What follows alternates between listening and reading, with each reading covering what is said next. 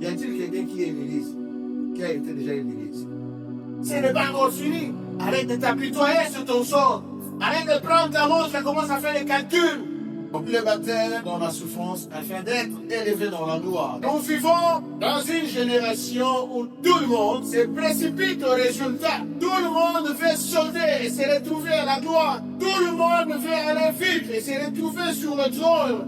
Mais tout le monde n'est pas prêt à consentir à suivre le cursus normal qui peut nous amener à la gloire ou à l'élévation. Beaucoup refusent les foi qui peuvent amener à l'élévation, mais ils invitent seulement l'élévation en soi.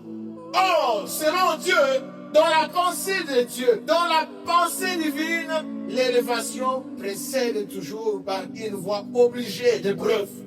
Vous voulez l'élévation? Soyez prêts à affronter l'épreuve. Soyez prêts à affronter la souffrance. Soyez prêts à affronter l'humiliation, le rejet pour certains, l'abandon pour les autres. Soyez prêts à accepter ça. Détrompez-vous, les bénédictions de Dieu ne vont pas tomber sur un plat comme un coup de bâton magique. Vous dormez, vous vous réveillez, demain vous trouvez les billets de banque sur votre... Loin de là, il y a toujours un prix à payer, bien-aimé. Il y a toujours un prix à payer. Même dans le monde des ténèbres, il y a un prix à payer avant d'atteindre l'élévation. Oui ou non? Il n'y a rien pour rien. Il y a toujours une contrepartie. Il y a toujours une voie obligée. D'ailleurs, pour les occultistes et les sages, ils vont te tendre un piège pour te dire, voici, si tu fais ça et ça, c'est fini. Tu vas te retrouver millionnaire. Mais derrière les rideaux, il y a une marche à suivre. C'est pourquoi je vous invite, frères et sœurs, cherchons la bénédiction de l'Éternel. La bénédiction de l'Éternel ne suffit d'aucun chagrin. La souffrance que tu endures, ce n'est qu'une voie obligée, alléluia. Une voie obligée par le Seigneur. Mais j'aime le Seigneur pendant cette traversée-là. Il est là. Il est là. Dans la fosse au lieu, il est avec toi. Il ne t'a pas empêché qu'on te mette dans la fosse. Tu entres dans la fosse, il entre aussi avec toi. Même dans les moments difficiles, tu dis Seigneur, je m'abandonne. Que la pensée de réussite brille dans ton esprit.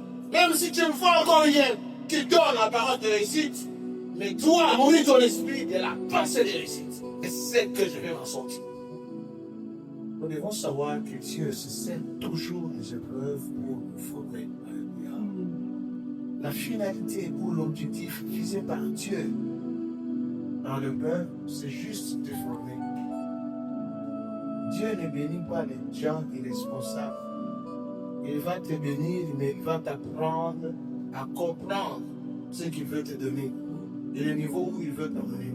L'épreuve, pour Dieu, c'est un instrument de formation. On peut te donner la promesse par Dieu, mais ne pense pas que la promesse tombe aujourd'hui, demain tu auras le carrosse. Les promesses vont passer par des moments difficiles, tournures impossibles, mais ne perds pas l'espoir. Alléluia. Parce que Dieu reste fidèle à sa parole. Ce qu'il t'a dit, il finira par le réaliser.